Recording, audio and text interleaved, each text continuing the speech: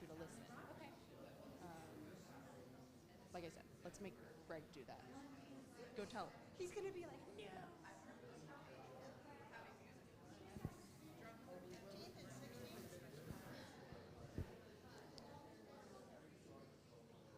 no. Erev Tov.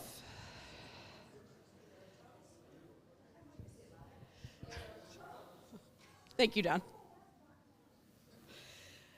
It is wonderful to be here with all of you. Wonderful to see all of you here as we welcome Dr. Yitzhar Hess, who is our special guest for this evening. Dr. Hess is the vice chairman of the World Zionist Organization, and I know he's going to tell you more about that, but it is really wonderful to have such a leader in the World Zionist Organization come to Tacoma to be with us. He spoke last night up in Seattle, and when I heard about that, my first inclination was, I want to get people from Tacoma to go to that. There's no way they're going to Seattle on a Monday night. Let's see if we can get him to come here. So very grateful that you have come to Tacoma, to our congregation, to speak to us. As hopefully you all know by now, I am on the Reform Movement's slate for the World Zionist Congress, elections that are coming up on March 10th. And I thought that this was also a great opportunity to hear about what exactly the World Zionist Congress and the World Zionist Organization do. And so, you know, when you are voting for me, because you're all going to vote for me, right? This is the one thing I can openly campaign for that doesn't affect our nonprofit status. I know that you're all going to vote for me. That this is what I wanted you to have a better understanding of what it is that you would be voting for. So a little bit about Dr. Hess. He has I'm going to just pull little bits from the longer bio, but he has a BA in political science and Hebrew literature, a law degree, an MA in Jewish studies, and a PhD in sociology and education. He has been the deputy director of the Shorashim Center for Jewish Studies and the Jewish agency's Shaliach emissary to Tucson, and has worked for the Jewish agency as director of partnerships. He is the co-editor of the book Questions About God. And from 2007 to 2020, he served as the executive director of the Masorti movement in Israel, which is part of the worldwide conservative movement, dedicated to a traditional egalitarian pluralistic vision of Israel and Judaism. He is a 10th generation Jerusalemite, and he lives today in Modi'in with his wife Yael and their two children, Achiad and Mika.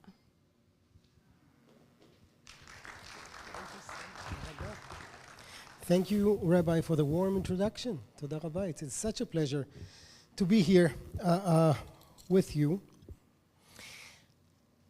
You know, you cannot start speaking about Israel today and about Zionism today without referring to the last 506 days in Israel. I left Israel on Thursday evening, and Thursday was the day when the Bibas family was brought from Gaza. And that morning was really a difficult morning in Israel. All the television screens were open, radio stations on public transportation, at the workplace, you know, everyone were staring at their computers. It's as if you could cut the air with a knife. 506 days. If you would have asked me, like a month after October 7th, how long would it take us to end the war that we have, I would have answered probably another week, 2 weeks. Who would have thought that it would take So long. It's the longest war Israel ever had. I'm fortunate. We are fortunate, my wife and I. We are fortunate because our son Achiad was not in Israel on October 7th. Thank God he was not in Israel on October 7th. He is a student at the Hebrew University in Jerusalem. He's 28 years old, and it was the last week of the summer vacation. And he was on a tracking in Nepal. He didn't hear anything on that Shabbat, not on Motzai Shabbat, not even on Sunday, because he was in a place with no internet. Only on Sunday, when he reached a guest house and met there a few Israelis, he learned about the atrocities on the Gaza border. And from that moment on, he did whatever he could in order to come back to Israel. So he walked for a day until he reached the nearest road, then rented a Jeep in a ridiculous price, a bumpy road for 10 hours. He reached an airport, took a plane to the capital of Nepal, bought a ticket to Israel via the Emirates, first via Mumbai, India, only to discover that he cannot fly via India without an Indian visa. So he had to toss that ticket. Bought another one, this time via the Emirates, in order to get home. He landed in Israel on Thursday morning.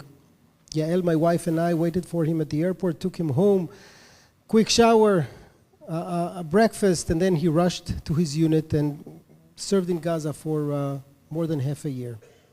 Thank God that Achiad was not in Israel on October 7th, because I know my son, I know Achiad, he served in a special unit. He would have rushed on Shabbat morning to his unit, would have put his hands on whatever rifle he could get, and would have gone to the Gaza envelope to save as many civilians, to defend whomever he can. According to the statistics of that Shabbat, a good number of soldiers on reserves that did what I just described did not survive.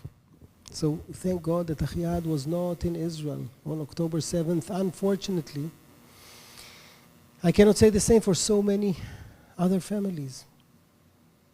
We are still, in spite of the fact that 506 days passed, we are still on October 7th.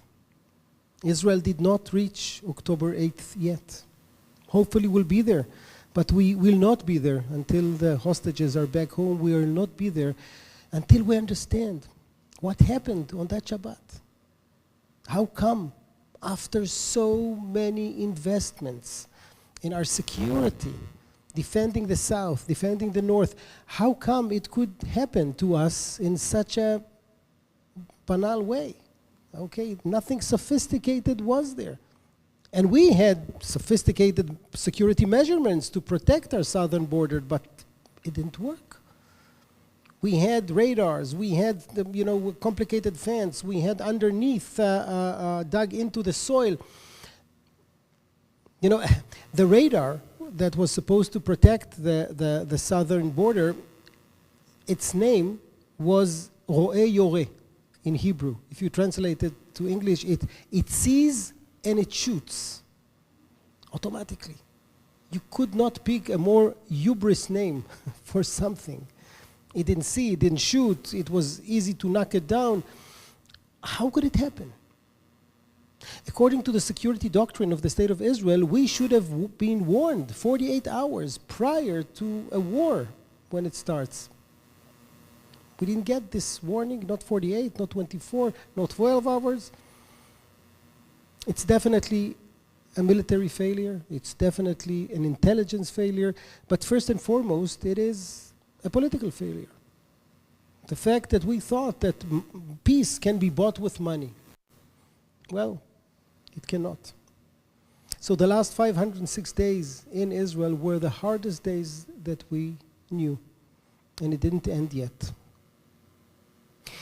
The year that started, it was of course October, 7th of October 2023. The year 2023 was supposed to be the year where we would celebrate the entire year. It was the 75th anniversary of the State of Israel. It should have been the Yom Huledet of the State of Israel. And instead of it, it was the hardest year we had.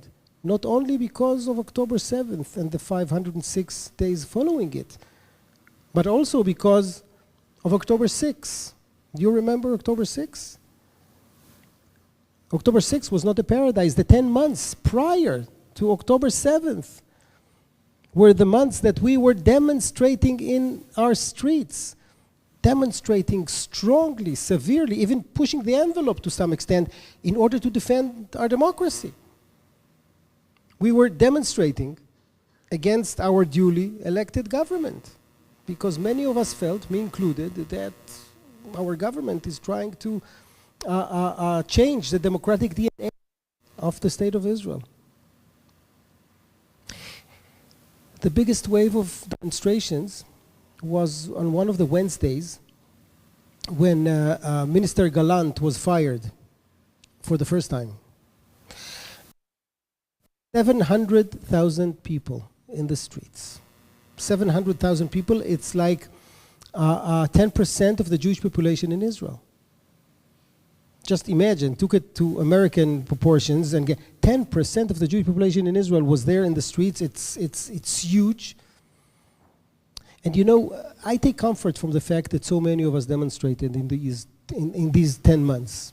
And especially, I take comfort from the emblem of those demonstrations. Do you remember the pictures in the streets? What was the emblem? The flag, the Israeli flag. You could have seen hundreds of thousands of Israelis holding the Israeli flag in their hands. It's not by coincidence.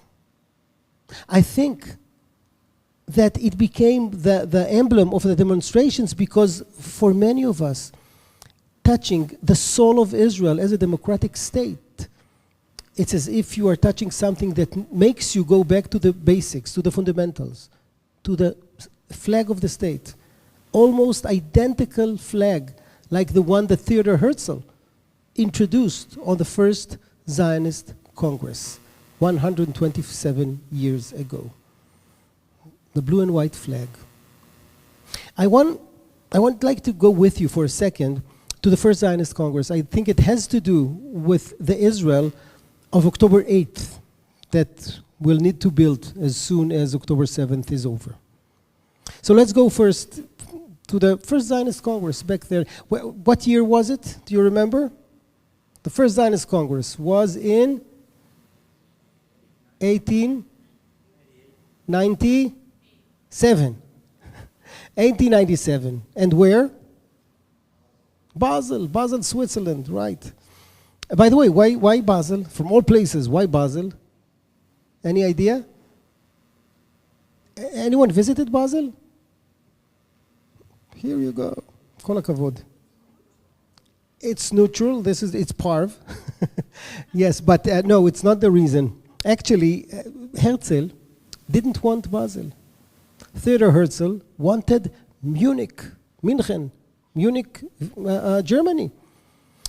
Back then, Herzl was the political correspondent of the Neue Freie Presse.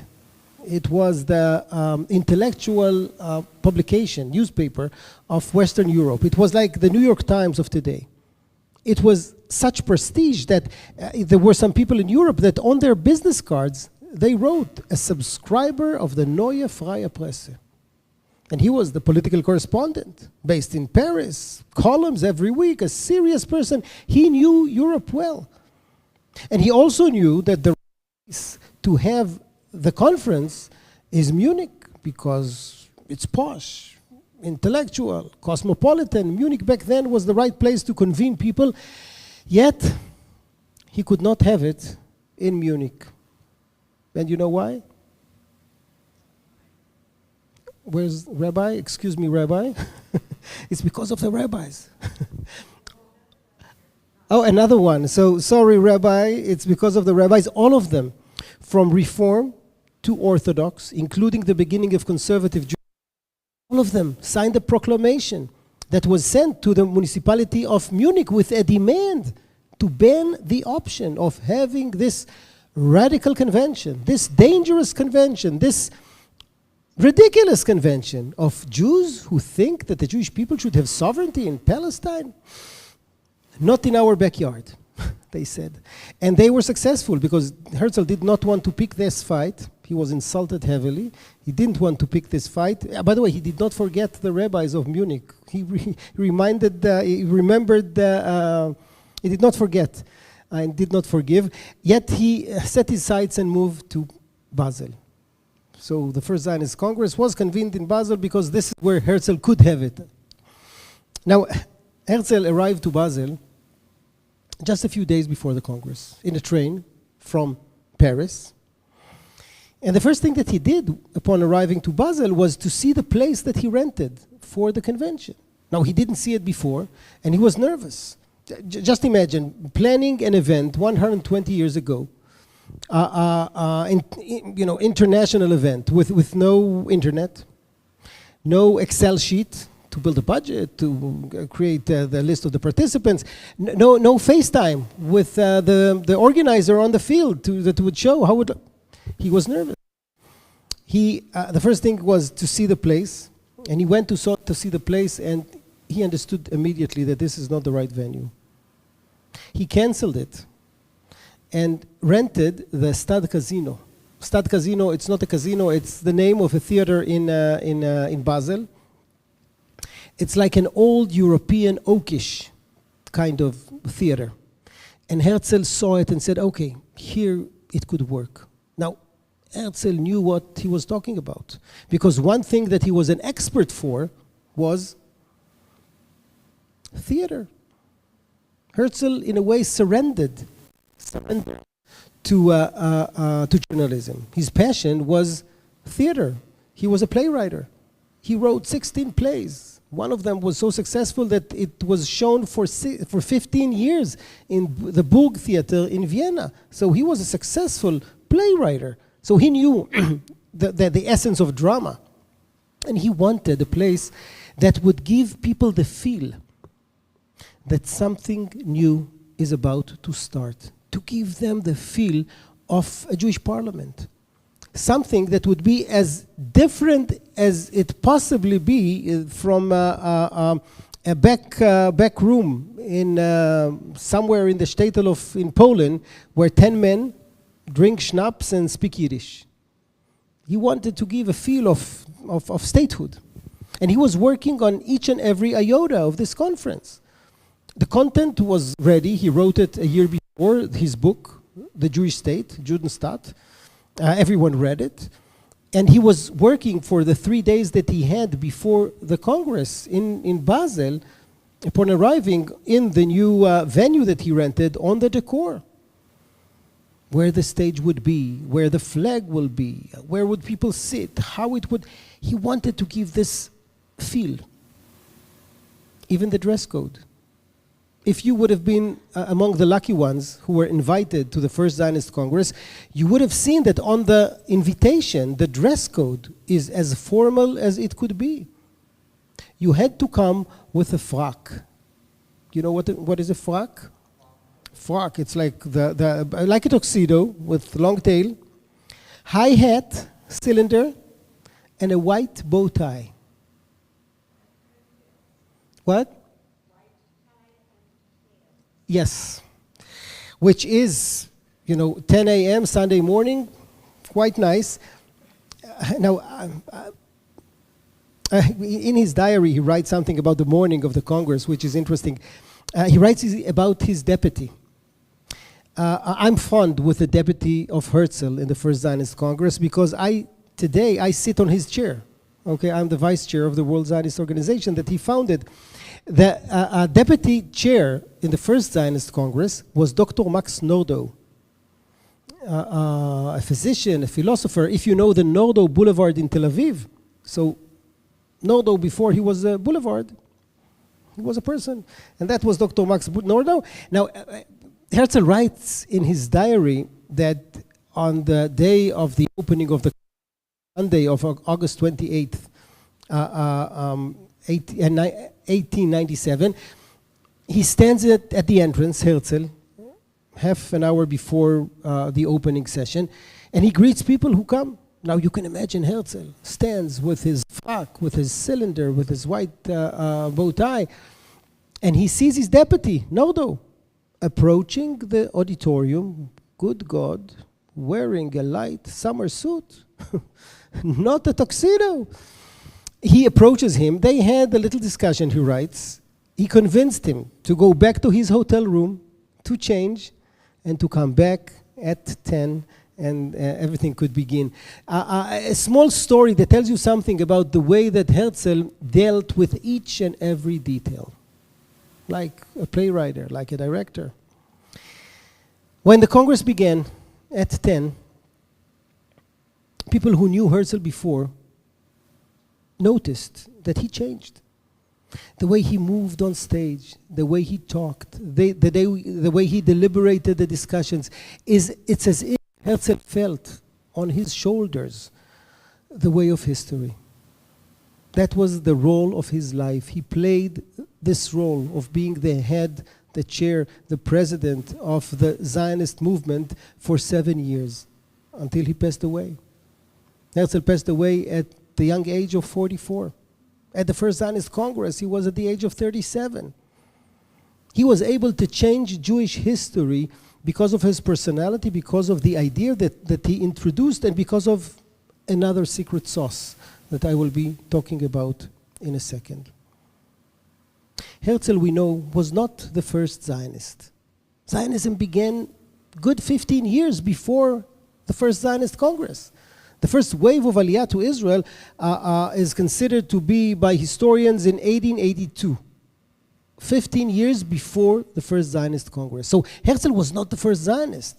Yet the first Zionist Congress is the one pivotal moment that we all agree that changed history. Why? What happened there? So yes, of course, it was Herzl's charisma and Herzl's ability to organize things. He was a great organizer and had the right charisma to have people follow him. But it's not only that. What Herzl did in the first Zionist Congress is to politicize the Zionist idea. He politicized the Zionist idea, introduced politics, insisted on it internally and externally, and was able to give people the feel that via the political forms that he is introducing, the idea of having a Jewish state will be implemented. And boy, how successful he was. Less than 50 years after he passed away, the state of Israel was established.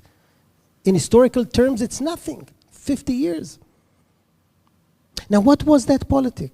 Why is it so important? Why is it so important for Israel of today and for Israel of October 8th, when we'll get there? It's because the politics that was introduced by Herzl in the first Zionist Congress was first and foremost a democracy. For the Jewish people, Zionism democracy began on the same day in Basel. What was that politics and why was it so important? I'll give you some examples. In the first Zionist Congress, there were 209 delegates. They were all invitees of Herzl. Yet from the second Congress on, in order to come, you had to be elected. The homework that Herzl gave the delegates upon concluding the Congress, go back to your hometowns, to your villages, to your cities, establish Zionist federations, have elections.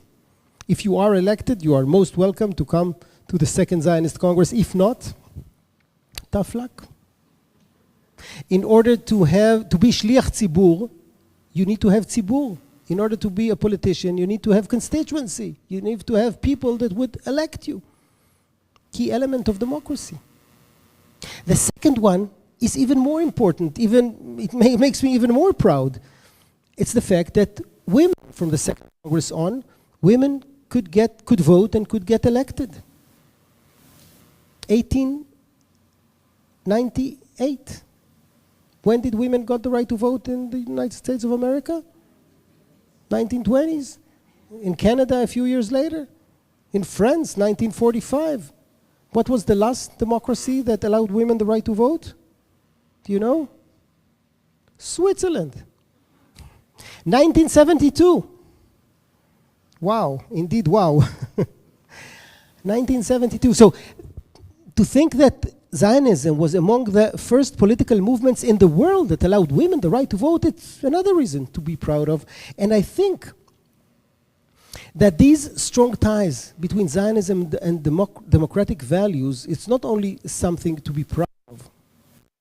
It is also something that once you understand the first Zionist Congress from that lens, you all of a sudden understand how come in 1948, in the middle of Milchemet HaAtzmaut, in the middle of the War of Independence, it was that important for the leadership of the World Zionist Congress back then, David Ben-Gurion and his colleagues, it was that important for them to convene the leadership in Tel Aviv for a few hours on Friday, May 14, and to sign the Declaration of Independence, to Gilat HaAtzmaut, the document that anchors the democratic value of the state yet to be born. They could have waited, they didn't want to wait. It was important to them to sign that declaration and to declare that Israel is a Jewish, a democratic state, democratic and Jewish state. If you take these two dots in history, August 29th, 1897 in Basel, Switzerland, and Tel Aviv, Israel, May 14, 1948, if you take these two dots in history, you would see a thick line of democratic values that connects them. And I think that this is the right way to understand the year 2023 in the state of Israel.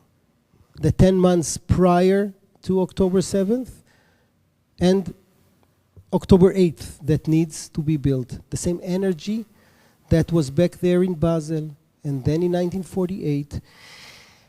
And then prior to October 7th, and the way Israel should be built when we get to October 8th. Now I look at October 8th. I'm not sure when it would come, hopefully sooner. I look at October 8th, and I'm certain that the new Israel that needs to be built on October 8th should stand on three pillars. One of them, of course, it's security. We learned that Israel is not secured enough. We learned that we need to enhance our security measurements in a way that Israel would be more protected. It means that we need more soldiers. If you follow the Israeli news, the fact that there is a strong dispute in Israel today regarding drafting Haredim, ultra-Orthodox, to the army, it's due to the fact that we need more manpower and more women power in the army. We need more soldiers. It means also that the economies of Israel in the next decade would be subject to the investments that need to happen because it's inevitable.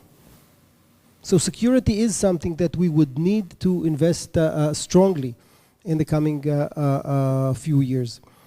The second thing, the second pillar, is something that I must tell you that I find difficulties even to describe because I'm not sure how it would look like, but I'm convinced that it's needed. And I'm talking about a peace process with the Palestinians. I'm not sure that it's achievable, maybe only coexistence, but this is something that needs to be achieved. We need to work towards it. And I'm not sure how it would look like. If it would be by the same paradigms that we had prior to October 7th, I'm not sure. But what I am remembering is that only 5 years after the Yom Kippur War in 73, 5 years later, President Anwar Sadat of Egypt landed in Ben Gurion. Who would imagine in 1974 that 5 years later Sadat will come to Jerusalem and will speak at the Knesset? So I'm not sure how it would happen, but history tells us that sometimes from tragedies, some new paradigms come. I hope that it would happen. If not peace, at least coexistence. It is something that needs to be addressed seriously. The fact that every decade we have another bloodshed in our neighborhood is not something that we can tolerate, and the conflict with the Palestinian people needs to be solved in a way that would give dignity to both people. The third pillar is the one that disturbs me most. It's the democratic pillar that needs to be strengthened. We learned in the first 10 months of 2023 that the Israeli democracy is fragile, that we do not have enough checks and balances. If a given government that has a simple majority in the Knesset can change the democratic DNA of who we are, it's dangerous. This is something that should not happen. Thank God we prevented it. Okay, the demonstrations that we were involved with, forced the government not to implement its plan. But good God, it could come back. We need to make sure that the next government of Israel, I'm not sure when elections will come, hopefully sooner than later, but the next government of Israel would be a more centrist kind of government. Today we have the most right-wing government that Israel ever had. It's not an observation, it's a fact. We need to, I hope that the next government, according to the polls, it will be more centrist than this one. And in that government, we must understand that Israel gained another constitutional moment that needs to occur that would allow us to strengthen our democracy. Now, the majority of building Israel of October 8th, the majority of the responsibility bears on the soldiers of the Israelis, the ones who live there. But there are certain issues, and especially related to the third pillar about democracy, that we cannot do only by ourselves. We need the help of world Jewry, and especially the North American Jewry. Now, Herzl left us with a gift. He created the World Zionist Congress with an ultimate goal, to establish the State of Israel. And that goal was achieved incomplete in 1948. Check. The mission accomplished. Ever since then, the platform that Herzl created got a different kind of task. This is the task that we are executing up until today. It is the World Zionist Congress that Herzl created in a democratic way. It is the only platform of the Jewish people where democratically we can take decisions and run our assets. A parliament of the Jewish people that exists up until today, that allows Jews from all over the world not only to have their voice heard, but also to have their vote counted. Not only a voice, but a vote. How does it work? The World Zionist Congress has today 525 delegates. This is the number. And it is divided to 3 parts. The first third is Israel. When I vote to the Knesset, our parliament, the Knesset sends delegates to the Congress. So there are no separate elections to the World Zionist Congress in Israel. It's via the way that you voted to the Knesset. You know, different parties are represented in the Congress in the same ratio that they were elected to the Knesset. The second third is you guys. Elections in the US every 5 years. Elections that AZM, American Zionist Movement, is conducting, elections with different slates. Your rabbi is fortunate to be on the Arsa slate. Elections. And the third is the rest of the world. Elections in different Zionist federations all over the world, in Europe and in Latin America and in Asia, Australia, Africa even. There are 2 Zionist federations today in Africa.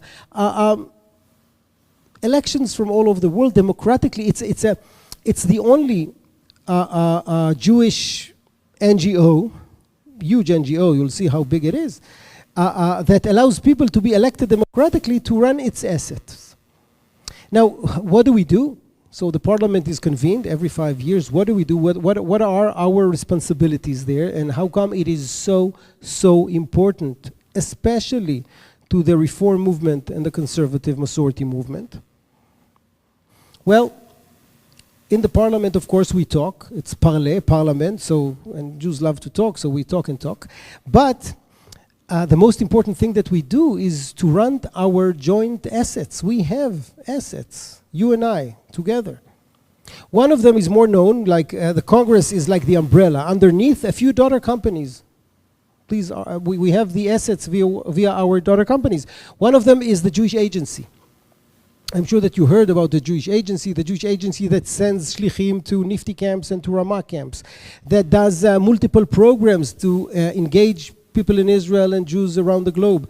The Jewish Agency that the eligibility for Aliyah process. And the same Jewish Agency that when there are Jews in places of dispute, that sends its emissaries to make sure that the needs are being taken care of. When the war with Ukraine broke off a few years ago, it was the Jewish Agency's emissary who stood on the borders and were looking for Jews to give them shelter, to fly them wherever they needed, to take care of a hot meal or hotel room. Natan Sharansky wrote about it. It was the first war in the world where it was better to be a Jew in the queue. Because, you know, the Jewish Agency people were there to make sure that for the first time in Israel, in history, Jews will not be the ones to be thrown first under the wheels of the bus. And you know, I'm proud of it, and this is one of the things that we do. 50% of the board of governors of the Jewish Agency is the World Zionist Congress.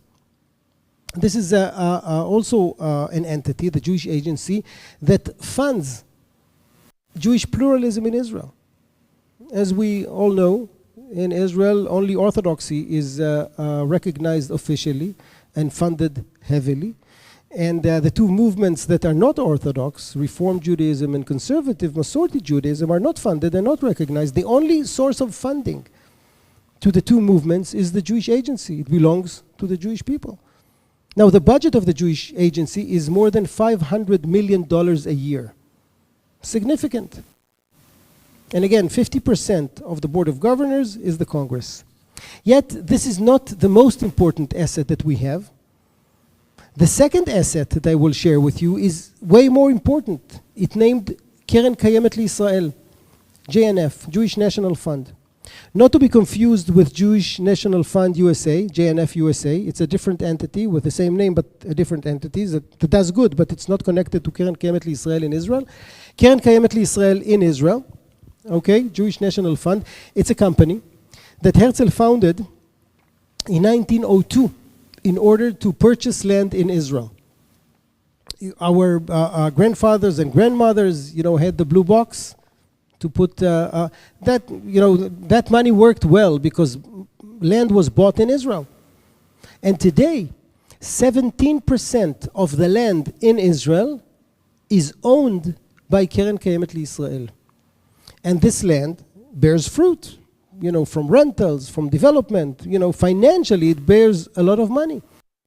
Money that goes back to Keren Kayemet L'Israel. Our annual budget in Keren Kayemet L'Israel exceeds $2 billion a year. $2 billion a year, a huge amount of money. Money that doesn't belong to the state of Israel and doesn't belong to the government of Israel and doesn't belong to Israelis solely. It belongs to the entire Jewish people. It's the biggest collective pot that we have. It's the biggest NGO in the Jewish world.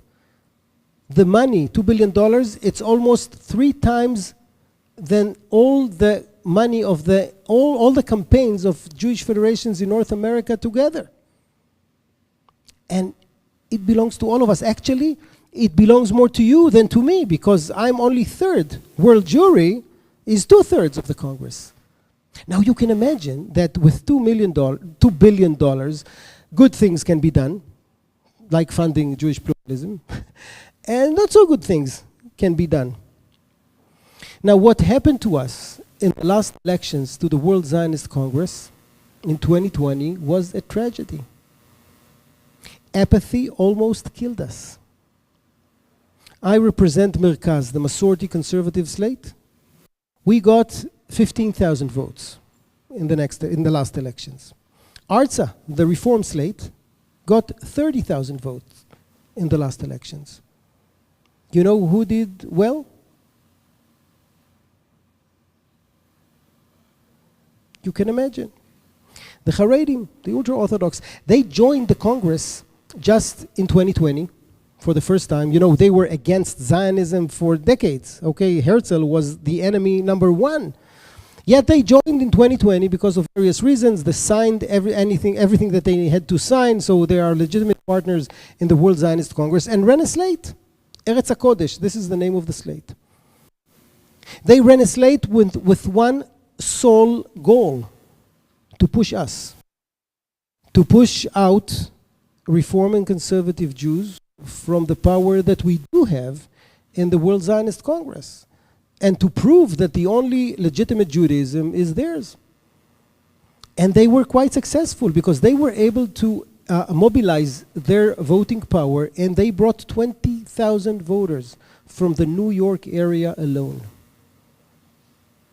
Now, 15,000 votes for the entire conservative movement, 30,000 votes for the entire reform movement. They were, how many Haredi live in North America? 4 or 5% of the Jewish population. They were able to bring 20,000 votes. It's as if almost a fifth of North America Jewry is represented in the Congress by Haredim. It's absurd in any way, not because it's not legitimate, of course, that they would run, but because it doesn't reflect the makeup of North American Jewry.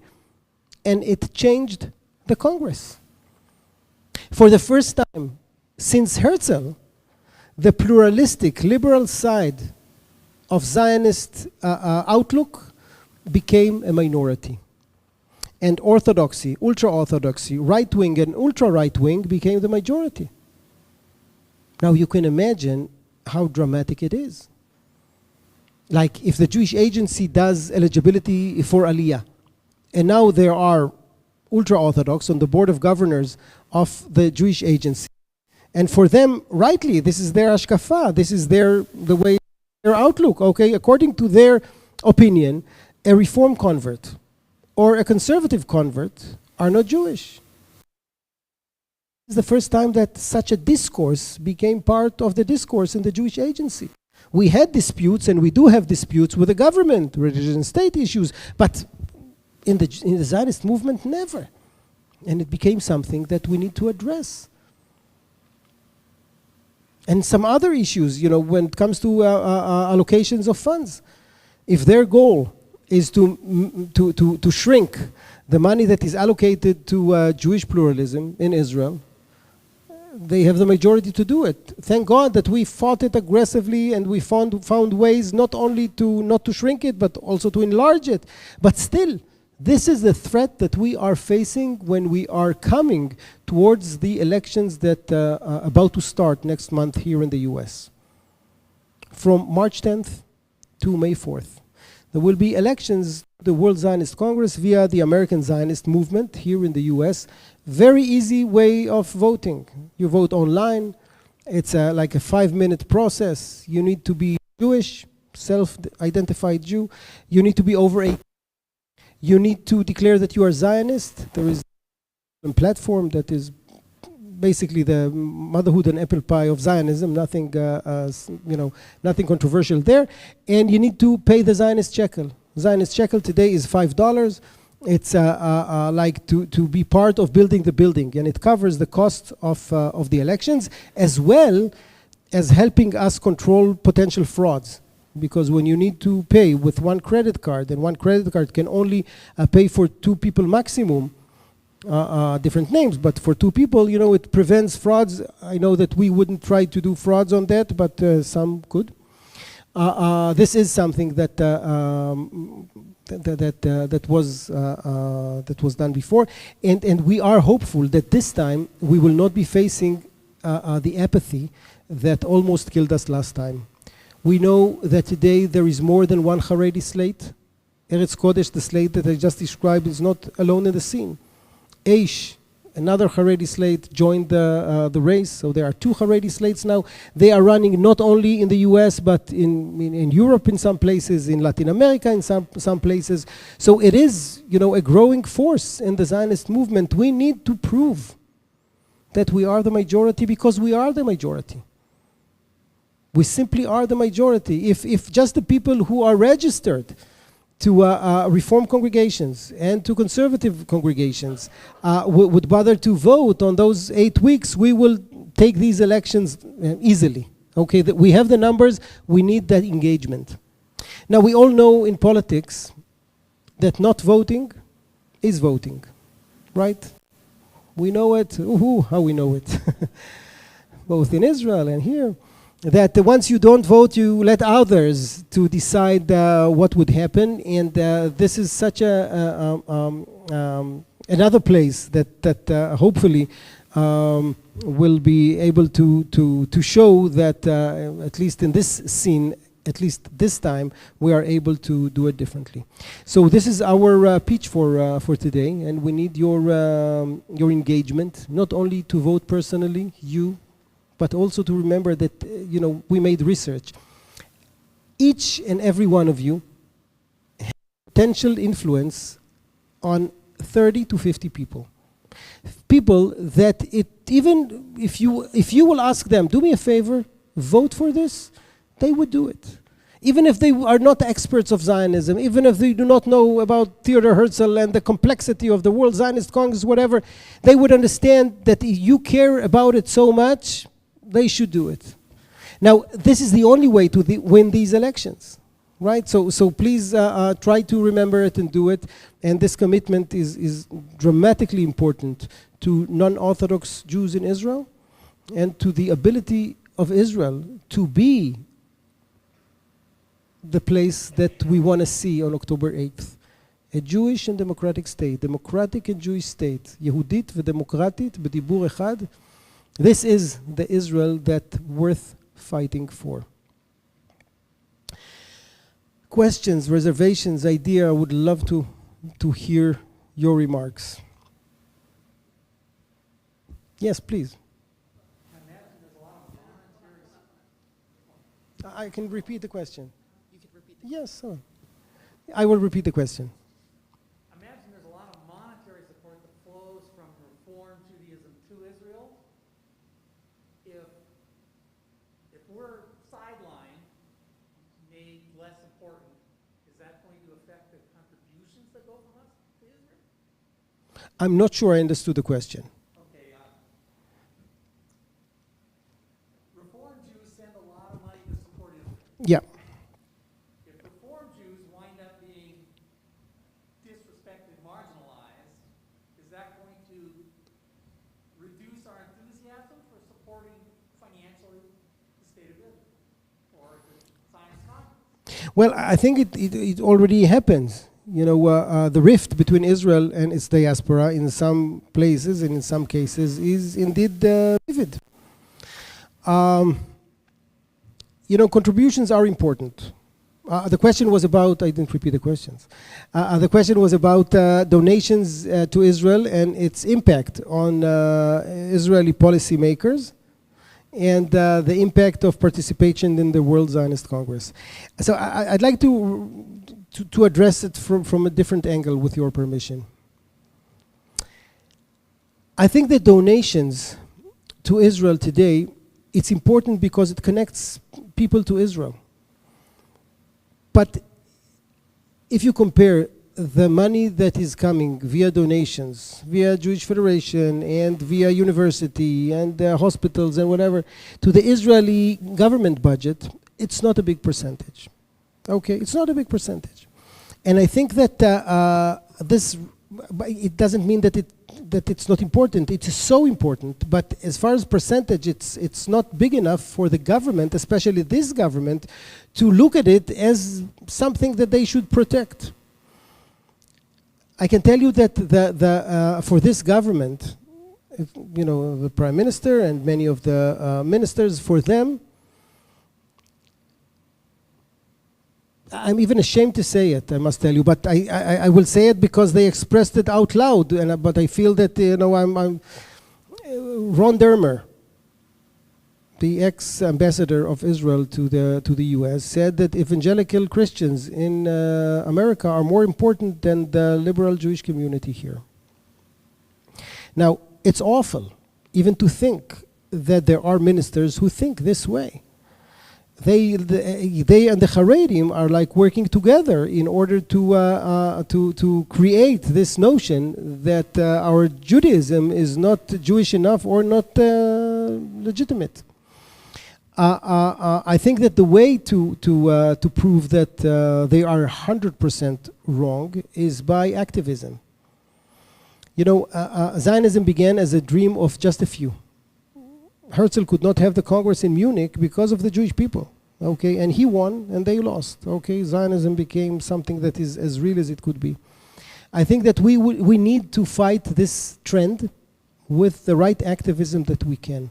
If we show that North American Jewry cares about the state of Israel and about pluralism in Israel and demanding it would be in Israel, and by voting to the Congress and creating a big representation, of Jewish outlook that is both liberal and Zionist and Jewish, I think it sends the right message. And it was proven that we could bring the right resolutions. In the middle of the judicial reform in Israel, of this government, we passed a resolution in the Congress against the judicial reform of the elected government of Israel. And we did it in spite of the fact that we became a minority. Okay, we created the right buzz and we convinced and whatever, and it sent a strong message. We did the same with LGBTQ rights. We did the same about the Kotel Agreement when it was tabled. We really showed that this body that represents democratically world Jewry has a stand, has a voice, and has enough power to, at least with the money that we own collectively, to do the right things. Now, via the money that we have in our assets, we can execute policies that do make a difference when it comes to Jewish pluralism, but not only about Jewish pluralism, okay, about other issues of civil rights and human rights. I'll give you an example. Keren Kayemet L'Israel. Kakal is known for planting trees, right? I'm sure all of you once planted a tree via JNF. So planting trees it's awesome, but one could think that it's only about green values and keeping the environment, right? Well, wrong. Not only about it. One could use, like, where do you plant a forest?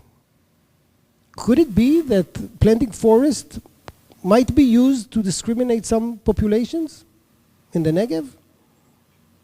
Bedouins? Well, we, and I'm proud to say that we, the representation of the Masorti conservative movement and the representation of the reform movement is working hard, on guard, in order to make sure that when Kakal is executed, they will go along with the values that we believe in. And in such a political environment like Israel, when every decision, as I showed you, just like planting trees, one would think that it's a political deed. Well, it is. And this is something that needs to be guarded. And this is the way to influence. So as much as it is frustrating to think that the state of Israel does not treat us as equal Jews, we need to be even more activists in order to make sure that the Jewish state, the sovereign state of the Jewish people, the nation state of the Jewish people would keep up to the values of the ones who created it.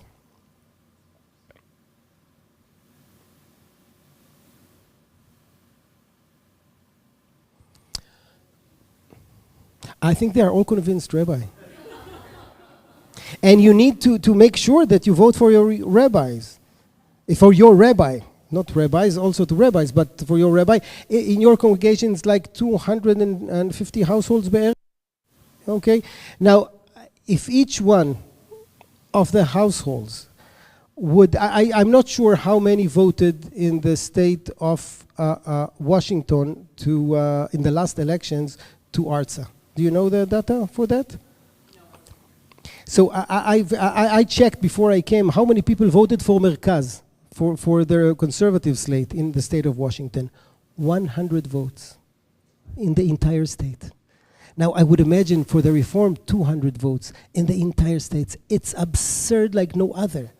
Okay, you in your congregation can bring 3 times more, right? It is. No, 3 times more from the 200. If each household would, siblings, family, people who do not live here, you can bring with your hands. It is doable. These are elections that can be won.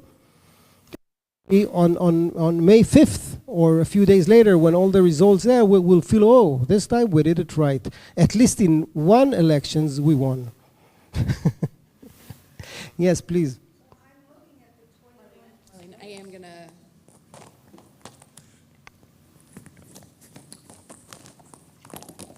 I'm looking at the 21 slates running in the 25 U.S. election, and I have no clue what to do about this. Artson, what is slate number? So there's We're the third. You're the third. Thank God you're the third. I'm the 17th. what did he just say? The reform movement is Vote Reform. It is the third slate on the list. They are assigned randomly. So the reform movement, woohoo, we got the third one. The conservative movement is number 17 on the list. But it's very easy for you. We're right at the top. Vote Reform. Or even remember, third slate, number three. But when you are third, you don't have to remember the. We say 17 because it's 17. You gain. By the way, it was how do you say it? Hagrala, lottery. It was a lottery. Yeah. There will be emails. You will have information in your next bulletin, and don't worry, we will be getting things out. I hope that you will be bombarded with emails, WhatsApps, SMS, and everything that needs to do. Yes, please.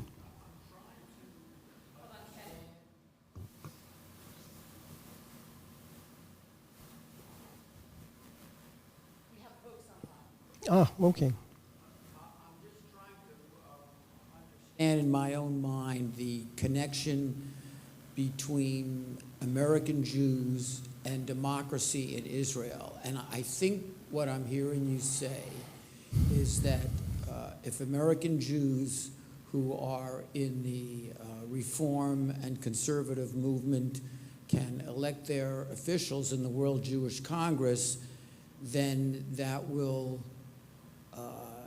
enable the Congress to have policies that will be more democratic? Is that what you're saying? 100%. Okay, and how is that going to make Israel as a whole more democratic? Is that through the allocations of funds by the World Jewish Congress in Israel? Is that your thesis? Yes. Okay. Yes. It is not like voting to the Knesset, of course. The Knesset has much more power. The government has much more power. But it is what it is. And $2 billion, it is enough to make a difference. So yes, the answer to your questions is positive. Yes, please. Listening to your logic suggests to me something of a different strategy. And that is certainly to vote. But since the World Zionist Congress is a democratic body, it's very likely that the Haredim and the right wing will have a greater influence on where my money goes in the World Zionist Congress. Therefore, what I would do is vote. But if I want to support different aspects of Israel, contribute directly to them, because neither the Knesset nor the World Zionist Congress is likely to allocate funds to purposes that I would necessarily support. I agree. You know, when it comes to donations to Israel, I always encourage Reform Jews and conservative Jews to donate to their movements in Israel. If Reform Jews here in America would donate to the Reform movement in Israel, and conservative Jews in the US would donate to the Masorti movement in Israel, it makes sense. Having said that, it is also important to donate via your local federation. The respect that JFNA, the umbrella organization of all federation, has, the stature that it has in Israel, is also important. And if the Jewish federations would weaken, it would not be good for the Jewish people. So I think, you know, do it via this. Both tools are important. I wouldn't neglect donating via Federation. I would definitely also donate directly to the Reform movement in Israel. Hoo la la. I was wondering, is there any way like teens like me who could help who are not 18 who can't vote? Well, no, you cannot vote until you are 18, but you can definitely help, meaning to encourage whomever you know that is over 18 to make sure to vote. This is something that you can definitely do. You know, I got involved in politics at the age of 16. It was the first Lebanese war, and I was demonstrating next to the Prime Minister Begin's house. So it was the age of 16. So sometimes when you are young and you understand that politics matters, you can do a lot. So go ahead.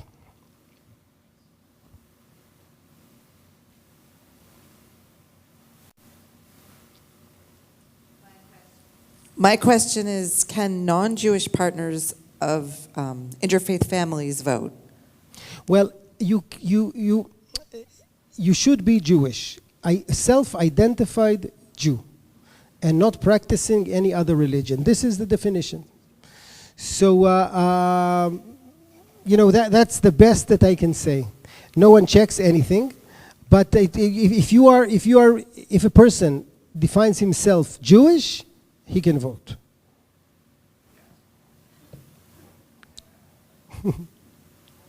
That's a fair answer. Yofi.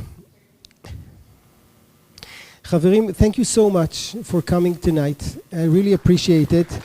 And please remember to vote. Toda rabba.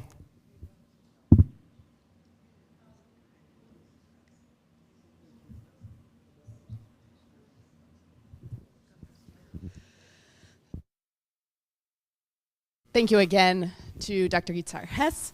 And we have some treats for you as you are leaving. As the rabbi that I worked with in Pittsburgh said, no eatin', no meetin'. So hopefully this was food for thought, and now we have a little bit of food for your bodies as well. Thank you all for being here.